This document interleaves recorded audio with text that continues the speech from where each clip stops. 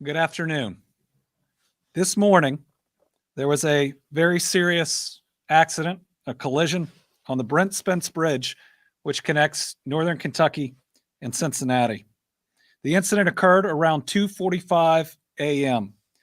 Information at this point indicates that a truck jackknifed on the Brent Spence Bridge and was struck by a second truck carrying potassium hydroxide. No reports of injuries at this time, thank God, but a fire broke out and has caused visible damage to the bridge and its concrete decking. Both northbound and southbound I-75 traffic has been closed to allow cleanup efforts and engineers to inspect the bridge. The fire has been contained.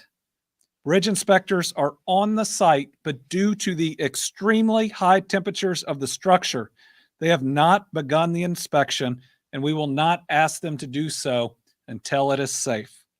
The extent of damage will have to be determined by those inspectors, and it is too premature to speculate the impact the fire has had to the bridge. Now, the bridge, at best, will be closed several days, but we ought to be prepared for more disruption, potentially significantly more disruption than that.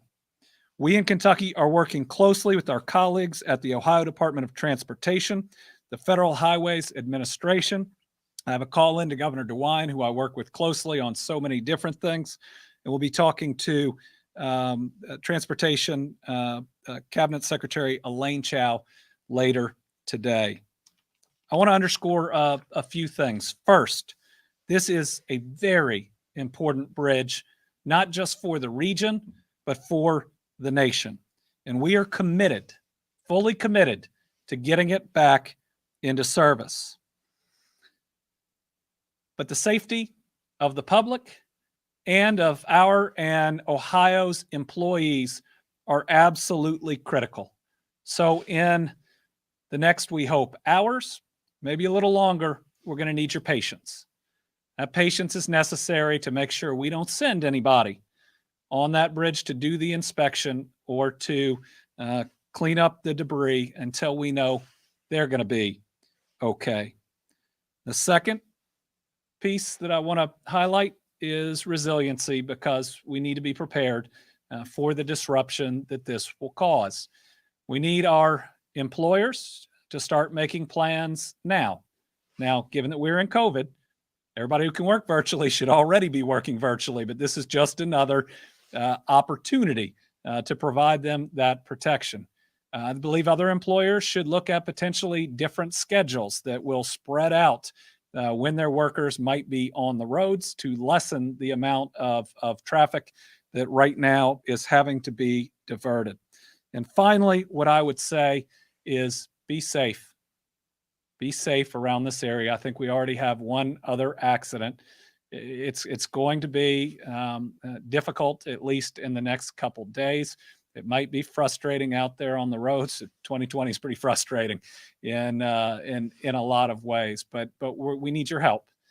Nothing is worth another accident. Nothing is worth your life or anyone around you. So patience is what we're going to need, and disruption is what we're going to have to deal with. I'm going to turn it over to our Transportation Cabinet Secretary, Jim Gray, who has been in touch with all levels, local, national, and Ohio today. And I know how committed he is, understanding the importance of this artery for this country, for commerce, and also for our people in northern Kentucky and the people of southern Ohio. Jim? Governor, thanks. And thanks for your attention, your quick attention to this challenge that we have. As you said, and you said well, we are committed to restoring this bridge and this corridor. We're committed to doing it as quickly as possible and as safely, importantly, as safely as possible. The governor pointed out that the accident occurred, of course, early this morning. The fire was an intense fire. The potassium hydroxide was the chemical that was in one of the trucks. and it burned intensely. So that has prevented us from our bridge inspectors and the debris from being removed as quickly as perhaps might have been otherwise possible. But the work is being done, and I want to say that I've been clearly impressed once again by the caliber and the quality of the staff that the Kentucky Transportation Cabinet has on this site. Our bridge inspectors, not only from the local, from our District 6, but also from our central office, are here committed to finding the resolution to it as quickly as we can. Also want to thank and acknowledge Commissioner Jack Marchbanks, Ohio, Commissioner of Transportation in Ohio, and as the governor said, Governor DeWine, and especially at the federal level, the Department of Transportation. Todd Inman called me this morning at 6:30. He'd already been alerted, and they offered the full support of the Department of Transportation, U.S. Department of Transportation, and federal highways as well. Todd Jeter locally. I can't go through everyone that is involved in this, but I can say to you that this has been a very quick mobilization of resources. We're going to do everything possible, as the governor said. We are committed to doing everything possible to restore, of course, the traffic and the supply chain that this represents in this area. Traffic detours have been already alerted. Folks have already been alerted to the detour routes, I-275 and I-471. And our trucking industry has been alerted to this as well, and through the various notification channels in the trucking industry. So I think, Governor, I think that's as much of an update. You said it well, that we optimistically, of course, it may be days, but it's better, it's better to plan for what may not be the most optimistic. And that's where we are today. But it's important to also recognize that we have access to resources that can execute quickly, implement corrective actions quickly. Governor.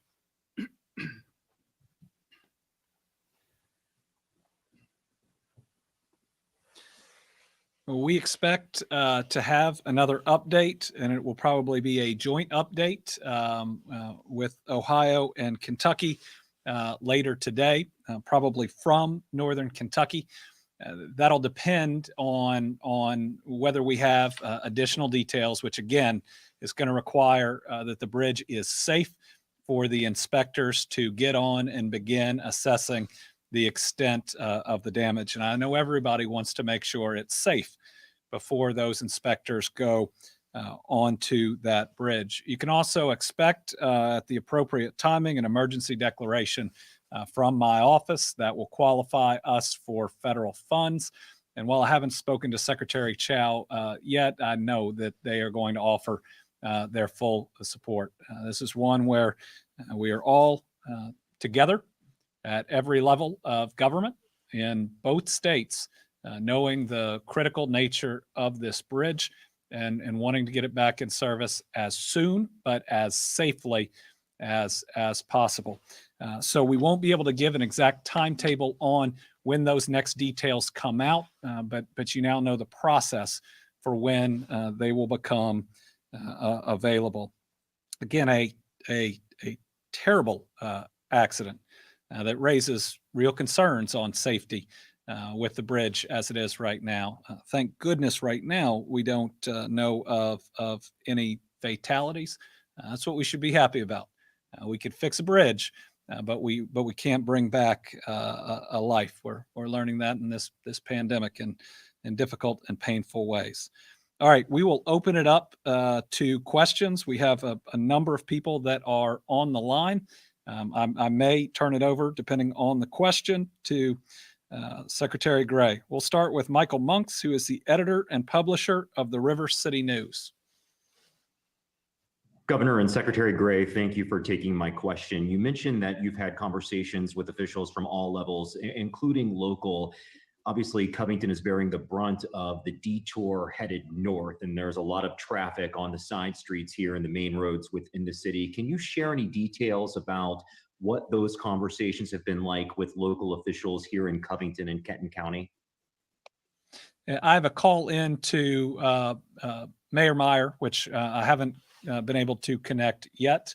I know Secretary Gray has also working on those connections. Do you have an additional?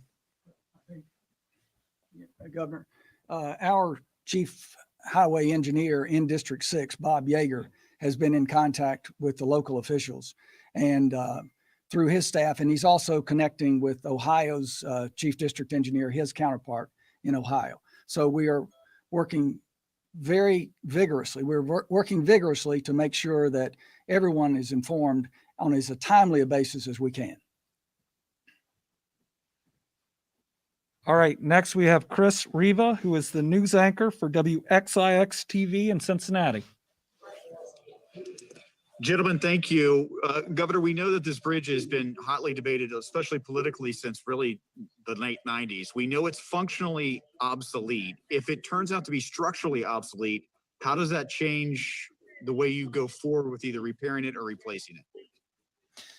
Well, we'll face that decision if and when it comes. But our full expectation right now is that it's going to be repairable. It's just how much time will it take to get there. We can't not have a bridge at all there at the moment. So our full expectation is that we will be able to set out a timeline as soon as our inspectors are able to get there and go through their diligence about how long it'll take to get this bridge in its current but repaired form back online. That doesn't mean that we aren't continuing to look at various options. And I know that the Northern Kentucky community and the Cincinnati community are looking at options on how to move forward. Conversation's been going on a long time. I think it's fair to say that this underscores how important it is that we get to a place where we can have full community buy-in from both sides of the river on the right path forward. Christian Hauser from Local 12 News. Hi, sir. I just drove over the Roebling Suspension Bridge, 150-plus-year-old bridge, and it's got an 11-ton weight limit on it, and there's supposed to be a 30-foot spacing, and obviously everyone is using this as an alternative, but I just saw several semi-trucks drive across that, which I can't imagine they would be under that weight limit. I guess what's being done to make sure that those bridges are protected as well? I mean, that one especially. What's the plan to limit traffic on that as people try to find an alternate route? That is a concern, and we appreciate you raising it. Right now, we're all mobilizing, and that'll include state police and its division for traffic within it to help us ensure that we are not subjecting other bridges to stresses that they cannot take, and that we are ensuring that we have steady flows of traffic to try to minimize the disruption as much as possible. You have anything else, Jim? Yeah, Governor, and our district is working with of course, with the state police and with others on the traffic routing. I think it's important also to supplement what the governor said about the Brent Spence. It is a very sturdy bridge. The public should not be concerned about the bridge itself. In fact, we had plans for a letting for the repainting of the bridge just in the next month. So I think it's very important that the public knows that this is a safe bridge and that we work vigorously to ensure that any bridge that's crossed by the public is safe. All right, now we've got Tana Weingardner, reporter for WVXU-FM. Thank you, Governor. When do you expect that the bridge will be cool enough to get the inspectors on it to actually do that work? And when you're saying several days you expect it to be closed, what do you really mean, 2 to 3, or is several days a week? Thank you. So we right now the inspectors are there, and so they'll be ready at a moment's notice when it is safe, and we certainly believe that that will be sometime today. But again, we're going to make sure that it's safe before for us and my employees onto that bridge. Their safety is paramount to me, and I know to that community. Several days is optimistic. Again, we won't have the details until those inspectors are there, but this is a serious accident, and it is not outside the realm of possibility that we are looking at weeks. When we look at different incidents in other areas of the country, that's been more of a typical timeline, but this is all speculation until we get on it and are able to determine it. It could be that the damage is less severe than we think, but again, we're committed to safety, and we're going to make sure, I'm going to make sure when that bridge is reopened, it's safe enough to where I would take my own family across it. That's what not just the citizens of Kentucky and Ohio deserve, but everybody else in America who's driving through. Tom Latek from Kentucky Today. How you doing, Tom? I didn't know that we talked today. Fine, Governor. Yes. Are you? What kind of federal help do you think you can get? Certainly, could you possibly hold out any hope for full funding of a replacement? I'm going to ask Secretary Gray to comment on that. I know that there have been statements of support and commitment today, and I do believe there are some streams of dollars. Yeah, Tom, I had earlier I mentioned the conversation with Todd Inman, who is Chief of Staff to Secretary Chow, and he offered full support to be able to turn quickly. It would require the emergency statement that the governor had offered earlier or suggested earlier, and state of emergency. But in previous examples of occurrences like this, as much as millions of dollars have been turned over within 24 hours. So that's not to say that that is going to happen exactly this way here, but you can count on it that we are examining every option to get the resources, the manpower, the equipment that's required, of course, and also the financial resources to help us.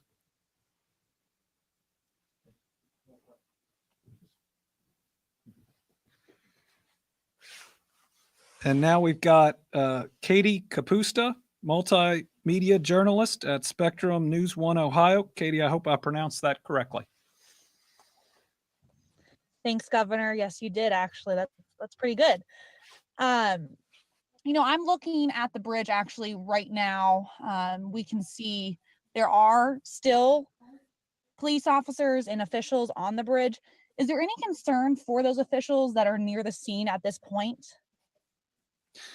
We believe that those that are on site have made the right decisions as far as safety, and sometimes we have to have first responders a little closer than others would be to ensure that others don't come onto that scene. It's one of the things that makes our first responders so special. You think about those that put out that fire this morning, that's pretty heroic. And this isn't your regular fire. I mean, this is something that burned with the type of heat where they couldn't even come in for a couple of hours. No, but we believe that right now the safety plan that's in place is the right one, and it's going to help make sure that everybody from the state and the city, both sides are safe as we move forward. And again, we are putting everybody's safety first, and that's why we're going to have a little bit of patience before we get more updates, and that's why we're all going to have some patience in some changing traffic flows as we do the hard work of repairing this bridge. Now we've got Marcus Green from WDRB. Thank you, Governor. I believe you said earlier that there was visible damage to the bridge deck. Is there any indication that the damage extends beyond that to any of the other structural elements like the superstructure or the substructure? Marcus, at this point, it's too early to comment on that. Certainly with the chemical that was involved, there is the possibility that there is more damage than simply what we can see. That's why we want to make sure that we have the details right as we provide them.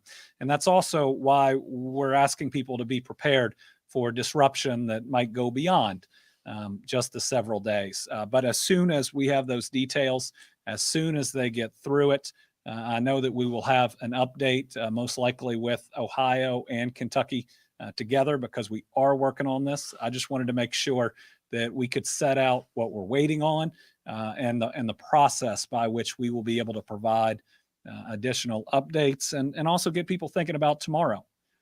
Right? This bridge isn't open tomorrow, right? And so think about tomorrow, how you're going to get to work, and I hope you're working virtually right now. But how you're going to go about your daily lives, and remember to try to plan it in ways that reduce density on the roads or anywhere that you're going right now. And last, we have Todd Dykes from WLWT TV, NBC Cincinnati. Hi, Governor. Thank you for taking my question. I missed the first couple of minutes, so hopefully I'm not being redundant.